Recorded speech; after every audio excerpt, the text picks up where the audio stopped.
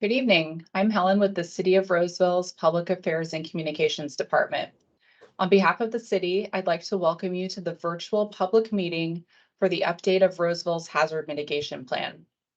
This meeting is being recorded and will be shared later on the city's website. Roseville takes significant steps to be prepared for potential hazards. This includes ongoing training, regularly performing emergency exercises, and thoughtful advanced planning and investments. This work includes having guiding documents like the Hazard Mitigation Plan. You'll see a presentation this evening on Roseville's emergency management and hazard mitigation efforts. Your camera and microphones are currently disabled, but there will be an opportunity to ask questions and provide input in the chat following the presentation. To stay informed, we encourage you to visit roseville.ca.us/connect and sign up for emergency alerts and other city news. Let's get started.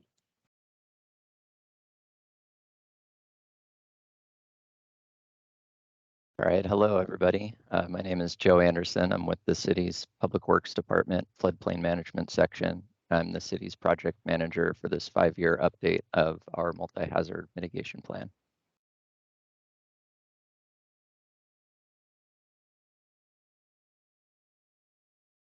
Jason. Oh, forgive me. Jason Rizzi, I'm the Assistant Fire Chief and work in our emergency management program and along with everyone else on this meeting. Good evening. My name is Jeff B. I'm a lieutenant with the Roseville Police Department, and I also help represent our emergency management team for the city. And I'm Bart Spencer, the project lead from Tetra Tech, who are the contractors working with the city on the hazard mitigation plan update. And good evening, I'm Megan Brotherton. I'm a planner on the project and have done a lot of plans in California, and I'm really excited to be working with the city on this hazard mitigation plan. And last but not least, my name is Rob Flainer, and I am the project manager for Tetra Tech, working with the city for a long time and really glad to be working with them again.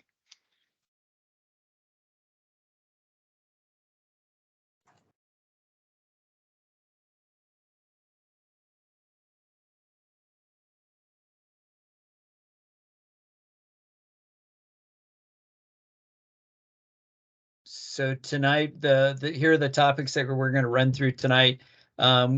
Just a general overview of preparedness and mitigation, the capabilities, some hazard maps.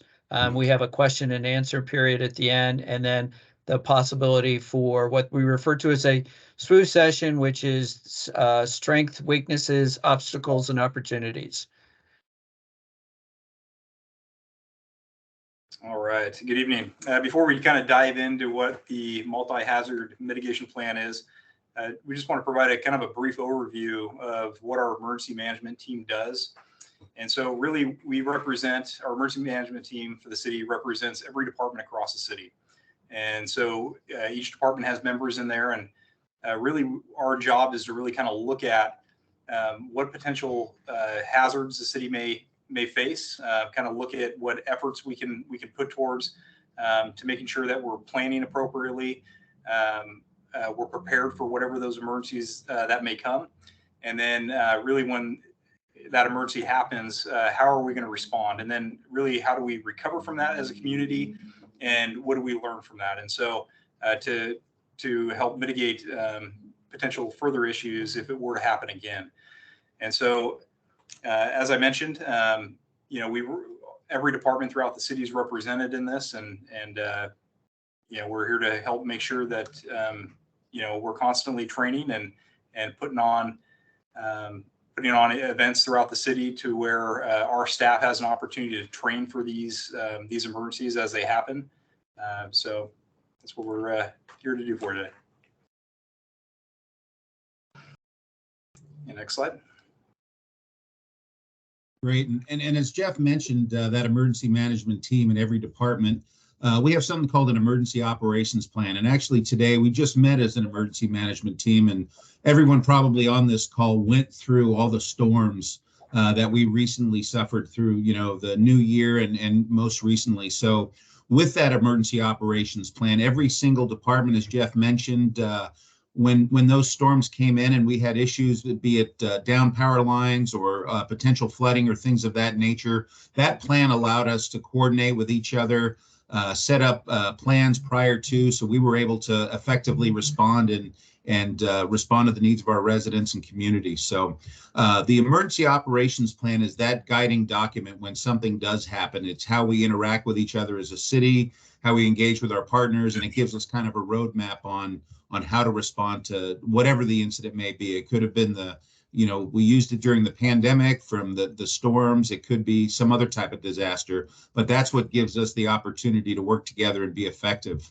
I think we're going to learn more about the mitigation plan tonight, but I'll cover the continuity plan, and we're actually working on an updated continuity plan. What that is if something happens, there's a thing called continuity of government. Like if there are different people in positions of leadership that are unavailable and something happens, we still need decision makers that are able to make decisions to mitigate that disaster or incident, whatever it is. And then once an incident happens, we have to have a recovery plan. Once the incident happens, we're already starting in the recovery phase. We have to look at how do we get essential city services back? How do we respond to the needs of our residents and things of that nature? And one of the most important things is education and public outreach. We like to go to our community groups, our neighborhood groups, talk about preparedness. I know Jeff and I from the police department, we've given numerous presentations to a lot of different community groups on preparedness and public education, and that's a big part of it, how we inform the community. So with that, I'll turn it over to the next slide. All right, thank you, Jason. So as our emergency managers just described, mitigation planning is a major part of the city's emergency management and preparedness efforts. Specifically, mitigation is part of the pre-disaster planning effort that helps us identify and prioritize actions that we could take to reduce our risk before the disaster occurs. One of the goals of the legislation that mandates local hazard mitigation planning is to ensure that local governments are aware of the hazards and vulnerabilities within our community and to develop strategies to reduce the associated risks. The process laid out in the guidance ensures that mitigation actions are based on sound planning process, and then our local plan is consistent with the statewide plan. While we do have to follow certain procedures and include certain elements in our plan, we as a community ultimately get to decide what actions are most appropriate for our local needs. The winter weather events and string of atmospheric rivers that we've been seeing lately really underscores the need to assess our risks and develop a plan to address them, which is what this plan is all about. But this plan looks at much more than just weather-related hazards, as we'll get into later in the presentation. Many of you have probably seen the city's flood walls in the Linda Creek area. Those flood walls are an example of a past mitigation project, which obviously reduces risk. There's one on the slide there. Obviously reduces risk in certain parts of Roseville, but not all mitigation actions have to be new physical infrastructure. They can also include things like maintaining our open space or maintaining appropriate staff levels for police and fire. Those types of sustained actions also fall under hazard mitigation. The decisions about these natural hazard risks are informed by a huge amount of technical data that's put into really complicated risk assessment modeling software. That's done by our consultant, Tetra Tech, using FEMA's modeling software. So this plan will really lay the groundwork for our sustained action taken to reduce or eliminate long-term risk to life and property. So now Bart with Tetra Tech will dive a little deeper into the mitigation planning process. So let me wander kind of through this. Is that as we put together the plan, as Joe had mentioned, there's some guidance that we have to follow from Cal OES and FEMA. They lay out the specifics. One of the benefits that Roseville has is that Tetra Tech also just updated the state hazard mitigation plan. So we're working to make sure that the city of Roseville's plan aligns with that, and looking at all the new guidance that has come into play and the focus that's on that. As we go through and develop this and look at the various different hazard analyses, that we also have to come up with action items. And so this becomes a living document and something that we go through and look at what are the hazards, what are the risks that the city faces. And then the last part of the planning process is to come up with specific action items. And those can be anywhere ranging from, as you saw, there's the flood wall, which Joe mentioned, or it could be things like buying portable generators. And so we also work with the city in developing these action items, looking at like the capital improvement plan, strategic plans, other elements that go into what are the effects that can mitigate the hazards that could affect the city. Once we've developed all those action items and compiled the plan, the plan is submitted to Cal OES. That's the arm that for the state that looks at the approval process. Once they've approved the plan, then it goes on to FEMA. FEMA then will review the plan. Then it gets sent back to the city for adoption. This is a 5-year cycle. And then the plan becomes part of the element that Jeff and Jason referred to earlier. And it is one of the elements in the emergency management wheel. And it will often drive some of the other parts of how preparedness is done, how training and exercises are done for the city, making sure people are aware of their understanding of what their responsibility, the residents are, people who come in and work in the city, what are their responsibilities for part of this. So this is a much larger process in making sure that the public is aware of not only the planning process for putting together the hazard mitigation plan, but then also what are their responsibilities if something should occur. So we did talk a little about engaging the public. We do have steering committees that are open to the public. We just did a recent survey that was out and available to the public to give feedback on. We do have public meetings. This is one of them right now. At the end of the planning process, before it is sent in for approval, we do submit the plan out to the public. They have the ability to comment on it and ask questions. You can see it. There is a QR code there, and then there's the website which has more information available. As we went through and looked at the various different planning processes for the plan itself, these were the natural hazards that were identified by the planning team to be included in the plan. And so they all have different ranges. So earthquake, wildfire, severe weather, flooding, which we're seeing now with the amount of atmospheric rivers that are coming through. A lot of areas are experiencing a lot more flooding, maybe not Roseville as much, but if you look at places like Kern County, if you look at a lot of the coastal communities, Monterey County, you can see that there's been a lot more flooding than we'd had last year. Dam failure, drought is something that the state has experienced in the last 5 years. And even with all the amount of rain that we've had, the state still has some concerns about drought. We haven't completely replaced all our aquifers that have been drained for the last 5+ years. And then the other one is climate change. And as we all know, the environment and the climate changes throughout history and throughout time. So we're very aware of that. And as part of that process, we go through and make sure that a lot of the hazards that we have identified are aligned with the changing environment and changing in climate. So just to kind of as a prelude to as we're walking into this, risk is probability times consequence. The consequence applies to people, property, and economy. We're going to wander through a few different slides in a moment that show you various maps of how the some of the natural hazards that were identified applied to the city. Rob?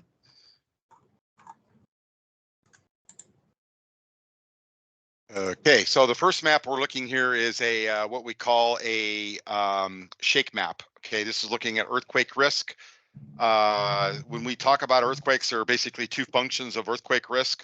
One is proximity to the source. How close are we to the earthquake and where it occurs, or the epicenter? And the other factor is soil or soil stability. So we're going to show you a series of earthquake maps here that project risk as it pertains to Roseville. Now, you'll notice that looking at this map, it's one color. It's pretty solid, which that tells you the risk is it's not varied. It's pretty uniform as it applies to Roseville. I think anybody that lives in the city realizes that you are not in close proximity to a major fault line or fault activity. So what this map is what we call a shake map or a scenario, and it looks at an actual earthquake fault that has a focal depth and an epicenter. The fault that has the closest fault that has any potential impacts in Roseville is the Green Valley, Concord Green Valley fault that goes up right through Fairfield, Vacaville area, and it kind of trisects the Delta area there going into Concord. And so the epicenter of this is, I don't know if the epicenter is listed here. You can see we are looking at an epicenter where the star is on the map. See in the little sub map here. So it's down by Vallejo. So the epicenter of this event, and so it would be felt in Roseville, but you can tell by this, the shading on this map, and I know it looks like it's green. That really should be like a yellow. I think that's just because of the projection in the PowerPoint.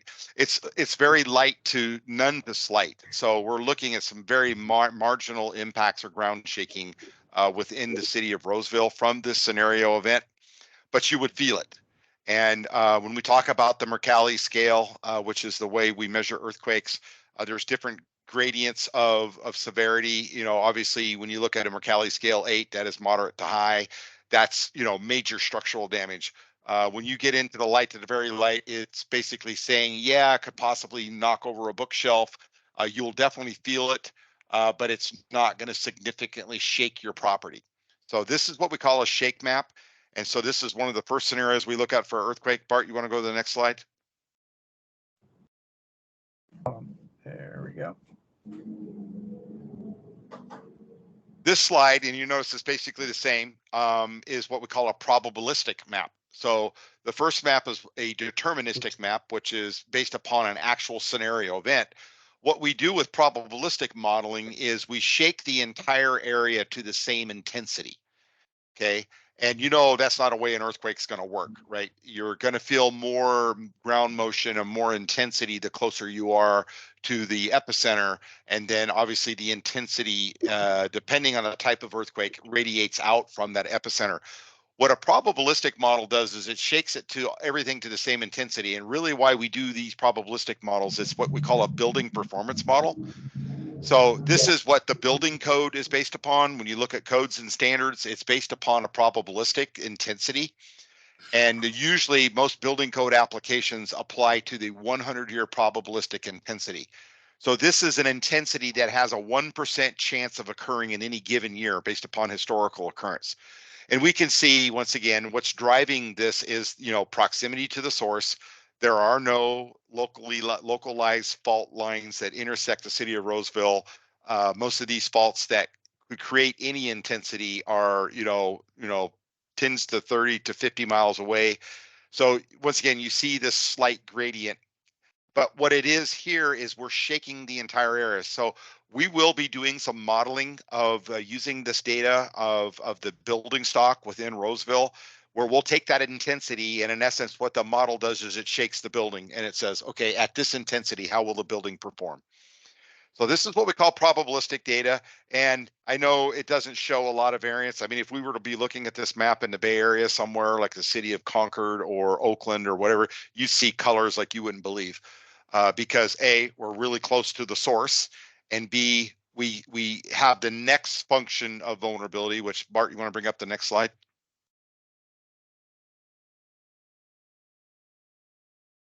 Which is soil type. Okay, so once again, two functions of an earthquake: proximity to the source, stability of the ground that your assets are on. This is what we call a NEHRP soil map. Okay, NEHRP stands for the National Earthquake Hazard Reduction Program, and these maps are generated by the U.S. Geologic Survey. In California, they're actually generated by USGS in collaboration with California Geologic Survey. And what this is doing is looking at the stability of the soil within Roseville. And it's a classification scale of basically A is being rock, where F is water. And so as we come down the scale, the further down you come down the scale, the less stable the soil, or where we say we get into what we call unconsolidated sediments. So really what we want to look at is what we call class C and D soils. And if you see here, D, while it's listed as stiff soil, it is stiff unconsolidated soil. And these tend to be the soils that perform the poorest in earthquake scenarios. So this shows that we have a lot of soft rock, right? C and C class, which that's good. That's very stable ground. But we do have unstable soils within the city, and that's this red area. And you'll notice too, generally speaking, soft soils tend to be in areas where we have floodplains. When you have a historic floodplain and it floods and it goes over bank, it creates unconsolidated sediments or fills, and that's why floodplains are fertile grounds for agriculture, but they're not really good soils for earthquakes. So we do have soils vulnerability within Roseville, even though we may not have the intensities to really generate large damages. You could see more propensity for building damage in the red areas if any of these scenario earthquakes that we modeled actually would show that. And we will be modeling that. This soil class is a huge parameter. We're going to be using a risk assessment platform created by FEMA called HAZUS. And HAZUS stands for Hazards US. And it actually will model these scenario earthquakes and estimate damages. And I would guess that we will be seeing more damages in the red than we project in the yellow or the non-colored areas. But this is kind of an extent and location of this risk. Keep in mind too, you may all have heard of the term liquefaction. Liquefaction is a soil characteristic that I think it's best illustrated if you took a dirt clod, and that dirt clod was a rock, and you put it on a screen and you shook the screen, that rock is just going to roll around on the screen and it's not going to break up. If you took a dirt clod that was this, kind of loosely packed dirt, and maybe it's, it's really good, fertile, it's like you took you went into your flower bed and you took some of your good fertile flower soil and you made like a dirt clod at it. You put it on that same screen and you shook it. What's going to happen is that dirt clod's going to break up and it's going to fall through the screen. That's exactly what liquefaction does. So as soils are unconsolidated, or what we call unconsolidated sediments, when the ground moves, they come apart. The energy makes the soil separate, and that is the phenomenon known as liquefaction. We will see liquefaction typically in areas where we have our softer soils. That's why we have these NEHRP soils. So we, in theory, could see some liquefaction potential in these red areas within Roseville, depending on, once again, the proximity and the duration and the severity of an earthquake within the region. Next slide.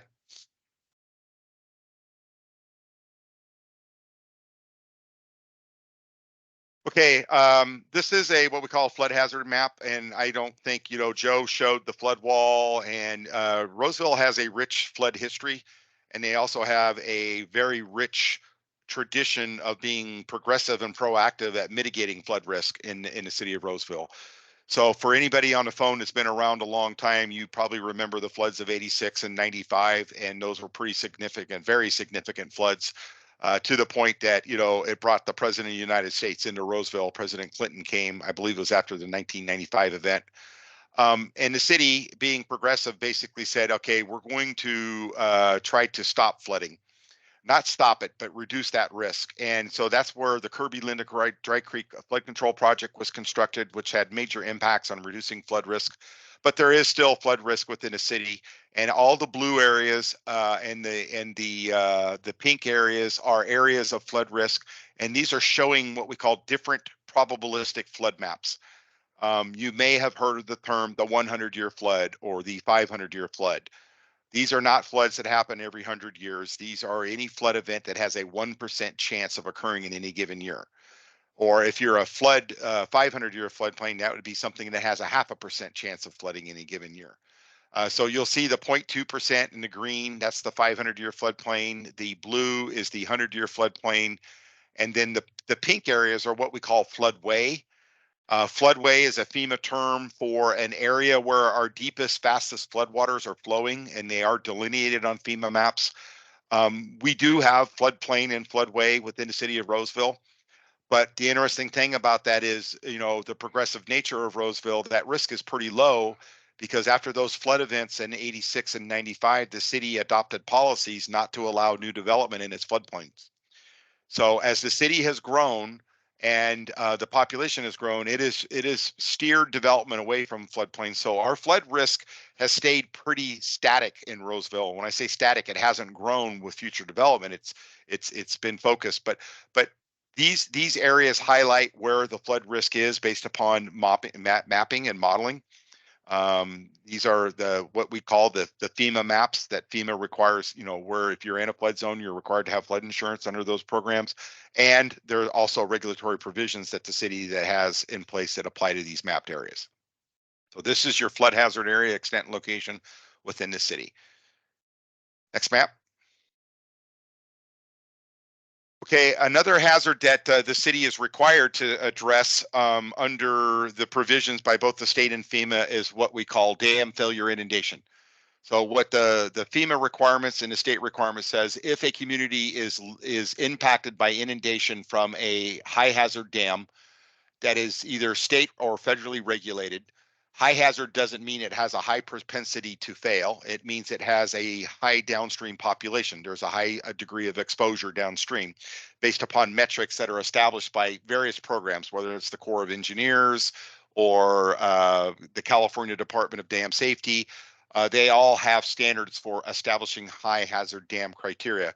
So what the FEMA requirement says, if communities are downstream of high hazard dams, they are required to assess that risk as part of their local hazard mitigation plans. So this is the dam inundation areas within the city of Roseville. These are our approximate inundation of scenarios for the various dams for which Roseville has exposure to. And so this is just the area of delineation where that would project to and where the water would go. And obviously it's logical to make sense that, we have significant overlap with our floodplains here. But if you compare this map to our flood map, it's much greater, right? Well, the dam, the exposure potential from a dam failure, and let me caveat that dam failure, while they could be considered high consequence events, they're very low probability, right? While these are structural measures, there are agencies that are tasked and mission assigned to monitor the safety of these dams at all expense and all cost. And therefore, that's why we don't hear about rapid, dam failure events. Although, recently with the recent atmospheric river events that have happened in California, there have been, while not true dam failures, there have been dam events where, they could be spillway events, which increase flows downstream. The dam isn't failing, but it's operating the way it's supposed to operate. And you could have scenarios that are occurred. So what this is what we call a scenario-based inundation map from potential dam failures that could impact Roseville. It's just the clear extent of these areas. We will be modeling these extents and looking at the potential impacts to the properties in here and be able to estimate loss in these areas. But this is just another example. And I want to caveat that we're only showing you these maps because these are hazard maps that have a clearly defined extent and location, right? When I say extent, there's a floodplain boundary. There's a liquefaction or a NEHRP's boundary. There is a floodway or a floodplain boundary. Certain hazards, like, for example, drought. There's no such thing as a 100-year drought zone. Literally the entire area, the entire city of Roseville would be subject to drought. So there's no clear way to map an extent and location of that hazard. Severe weather, for example, like extreme wind. I can't create a 100-year probabilistic wind map. The wind changes directions at any given state of time. These are maps of hazards that we can clearly use projected data, historic data, or projected models to clearly map a clearly defined extent and location. That doesn't mean that these are the only hazards this plan will assess. This plan will be looking at a lot of hazards that we would associate the entire city being exposed to. So these are the prominent ones that have a clearly defined extent. So in a context of risk communication, it's really easier to communicate risk associated with these maps than it would be for like a drought or a severe wind or extreme cold or extreme heat type of event. And so that's kind of what these maps project, is the concept of risk communication. And Bart, I don't know, is there a next slide that I need to talk to, or are we done here? Nope, that's Okay. Megan now. Okay. Take it away, Megan. Great, thank you so much for doing the overview of those maps. So something that the city is required to do in the hazard mitigation plan update is assess capabilities. Where are the city's strengths? What capabilities do they already have? Where are some of the gaps that they might be able to develop mitigation action items to help fill? So these are the capability categories, and I'll briefly go through these, what some of the city's capabilities are that they're analyzing. The first one is planning and regulatory. This deals with building codes, various ordinances, the general plan, capital improvement plan, numerous different plans that the city updates on a periodic basis. And the hazard mitigation plan has an opportunity to integrate into some of these other planning efforts. Then going on to administrative and technical, this deals with what kind of staffing does the city have? What type of planning capabilities are there? Are there good emergency managers? We heard from 2 of them today. So it goes into where the capabilities are for the city as far as personnel.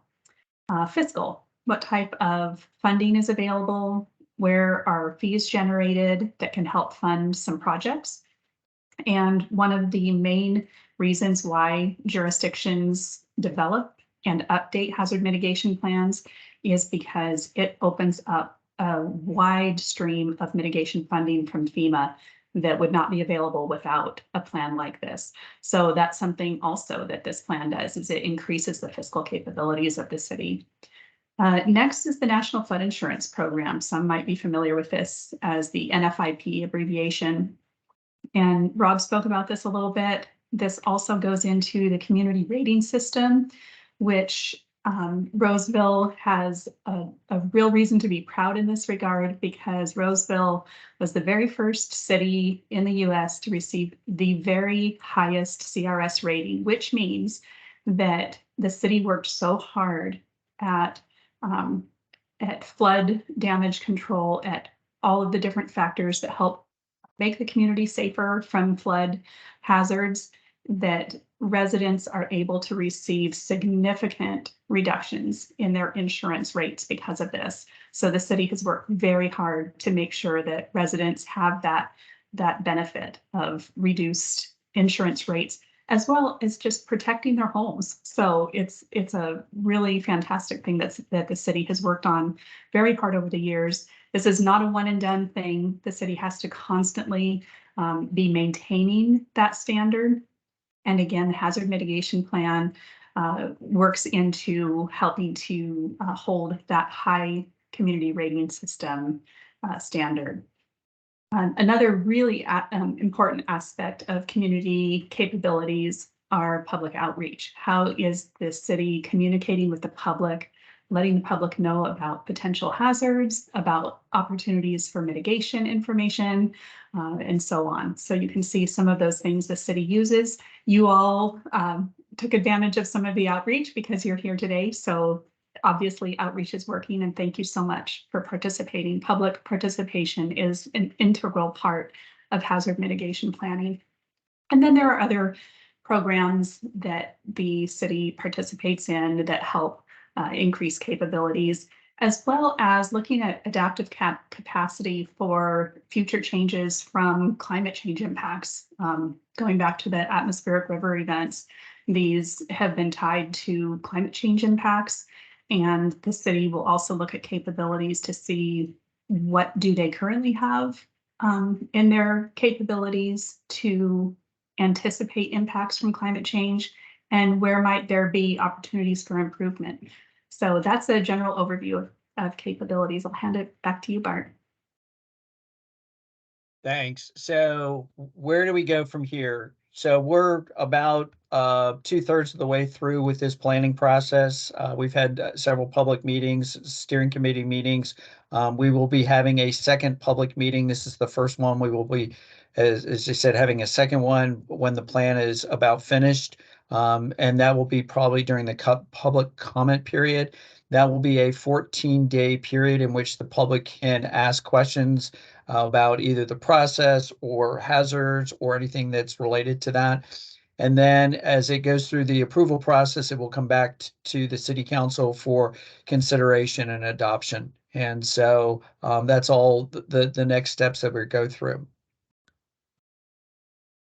Let's move to questions now to see if folks have questions, and we'll open that up. And Megan is going to kind of monitor that. And if you would write your question in chat, I think that's how we decided to do it, Megan. If you would just put it into the chat comment, and then, you know, either the city or Tetra Tech can respond to you.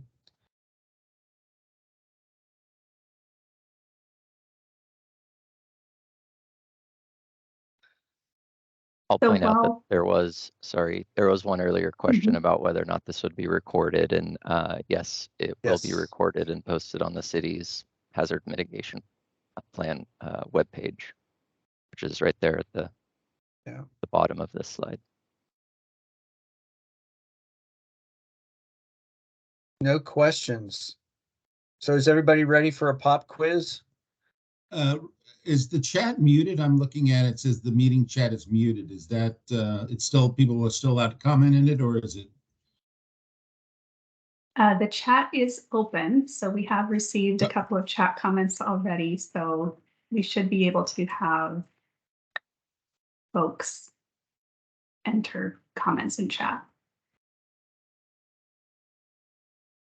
But if you're thinking about it, or maybe you're a little overwhelmed with some of the presentation, there's a lot there. So there's a lot to think about and digest. What I am going to do is drop a link into chat. This is something that you can take advantage of later if you go ahead and access the SWOO exercise, that strengths, weaknesses, obstacles, and opportunities.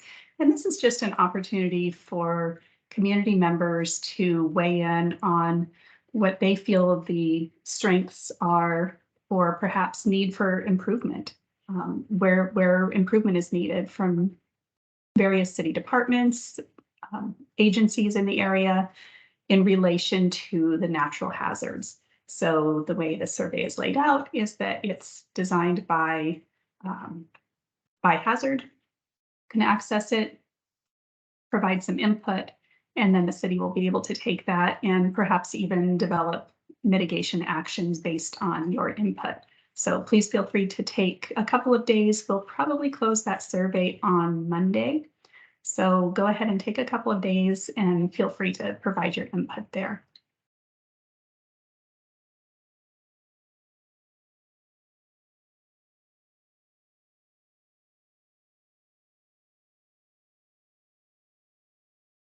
Cindy, thank you so much for joining us today. We appreciate the participation.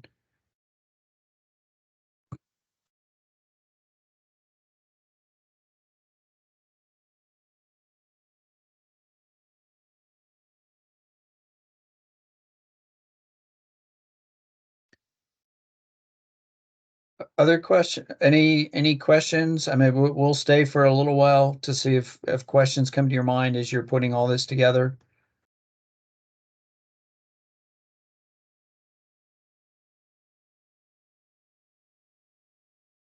What about water supply and electricity protection? I will defer that to the city. I'm going to take that. And one of the things on water supply, I know we recently were on several of the local news stations about Roseville recharging aquifers. So I would look to some of the recent news stories with our environmental utilities department, and there's some really, really positive news in that regard.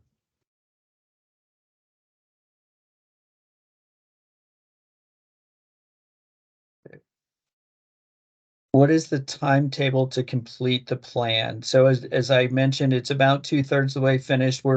It does take a little time to run through all the hazard data and look at that. Rob mentioned Hazard US that we run a lot of the analyses through. So we have to look at that. We also have to look at what FEMA refers to as lifelines, as critical facilities. There's some new requirements that FEMA just came out with, because those go into effect next month. And so we want to make sure that we're in compliance with that new guidance that has come out. So I'm guessing early summer, we should be finished with this, hopefully maybe earlier, maybe the end of May.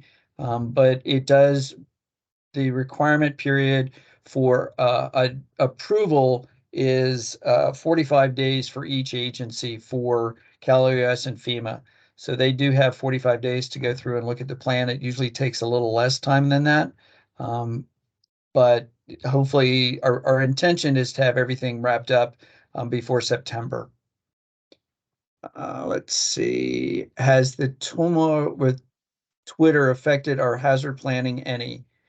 I know a lot of communities rely heavily on the real-time reach of Twitter. Yeah, I would say not to this point. That is, we definitely monitor our social media channels and use them heavily, but we have not had any impacts from that situation currently. Okay. How often are these reports and studies updated through Cal OES and FEMA? I'm not sure, Steve, what reports you're asking about. You want to talk about the timetable for the updates for the mitigation plan, maybe? Oh, I can. So yeah, I mean, they go through and look at it. So the plans are updated every 5 years. And in that course of those 5 years, the city has the ability to add action items or make some changes as maybe new studies come or new information come out. One of the things that I know I'm working with Chief Rizzi about is that there are new, what they refer to as frat maps, the new fire maps that are coming out through the state. So that's a new update that we would be looking at on behalf of the city or working with the city on that. But as other conditions change, we constantly will be working with the city on looking at new things. It is a dynamic plan. It is a living plan. So the city can make changes during that 5-year period. And let's see, do our plans address train derailments? And That is a good question. I'll let you do that, Chief. I'll take that one. Those issues are more in our operations plan, and I'll tell you, Roseville actually has a derailment training site at our fire training center. We actually hold classes throughout the year. We have representatives from railroads, other fire departments, and we're constantly training and looking at those issues so we're able to respond to them. We also have a Type 1 hazardous materials response team that is it's really key to have that for our proximity to such a large railroad, but we are constantly training on that issue, and we have operational plans on how we would respond if such an incident did occur.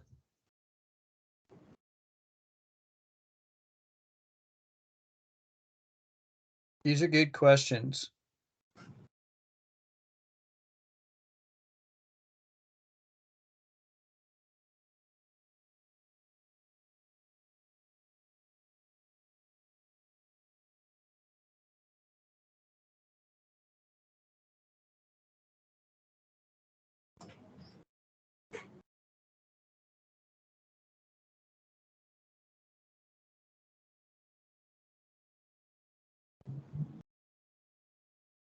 So just as we go through this process, just be aware that the plan will be posted on the city's website. That will be when you can find out how to review it during the public comment period.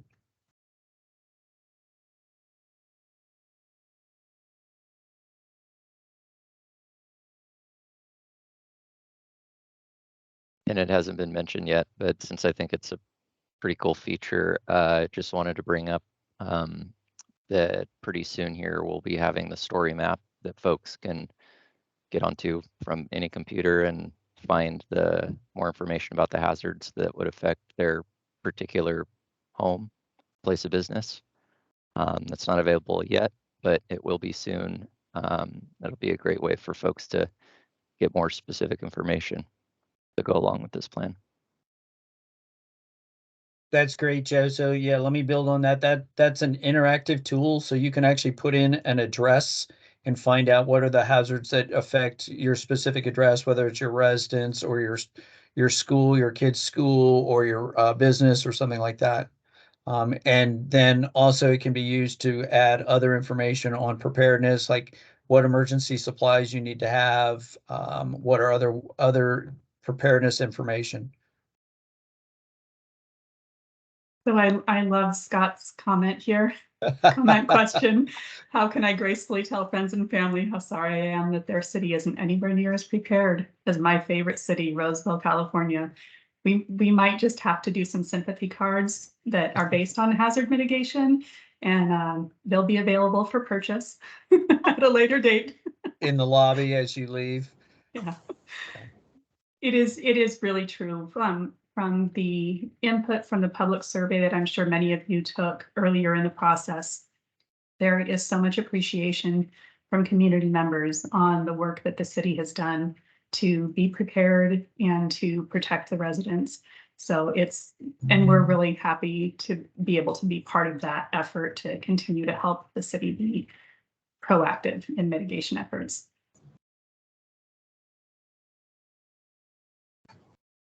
And on that hazard plan webpage that's listed on this slide at the top, you can see a link to sign up for city news. So if you do want to be notified on progress of this plan and the other opportunities to provide input, we'll be sending out more information that way.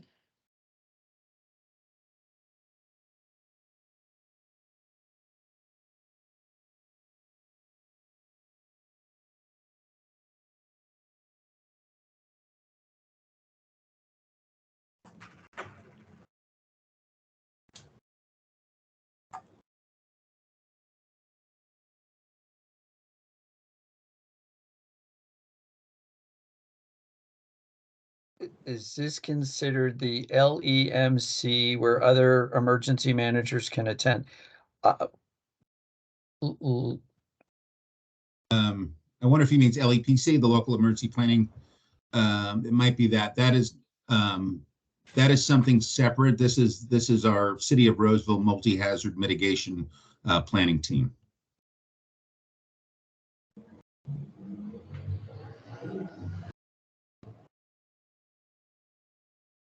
Steve, is that the question that you were looking for?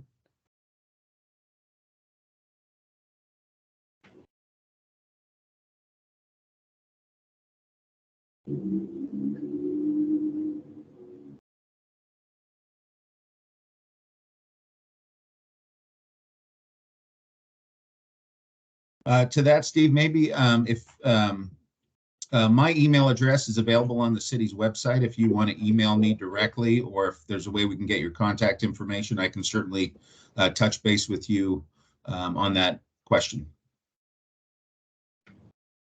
And it's my email is on the fire department website under the contact us page.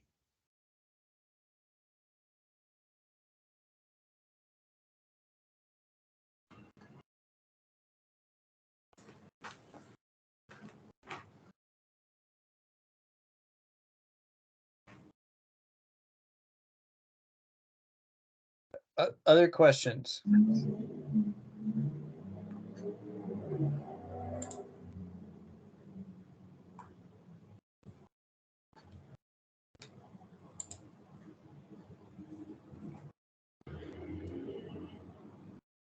Okay, Helen or Joe, I don't have anything else. If however you want to, I'll throw it back to the city and let the city follow up. We would just say last call for questions. We'll stay on here maybe 2 more minutes, and if we get nothing, we could sign off at 5:52. Last call for questions.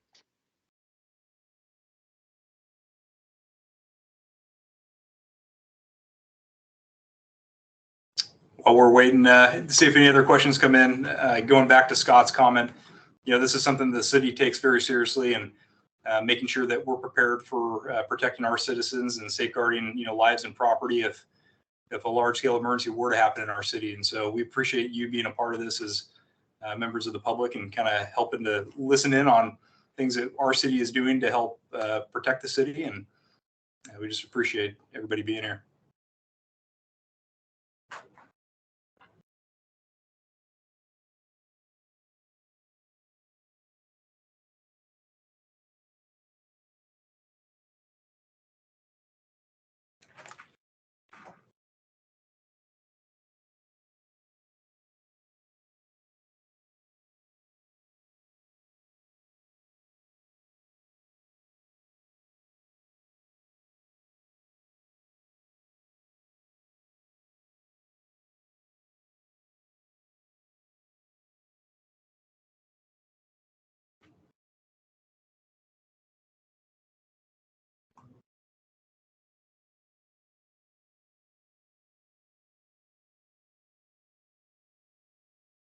Absolutely. Thanks, Scott.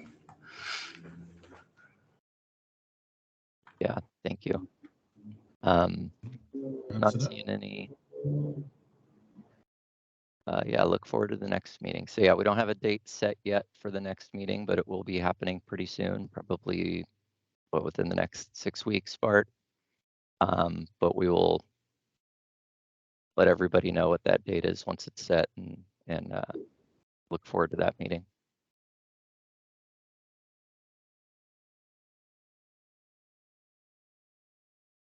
All right. On behalf of the city, thank you very much for coming and being a part of our meeting today, and look forward to seeing you on the next one. Thank you. Thank you, everyone. Thank you. Have a good night.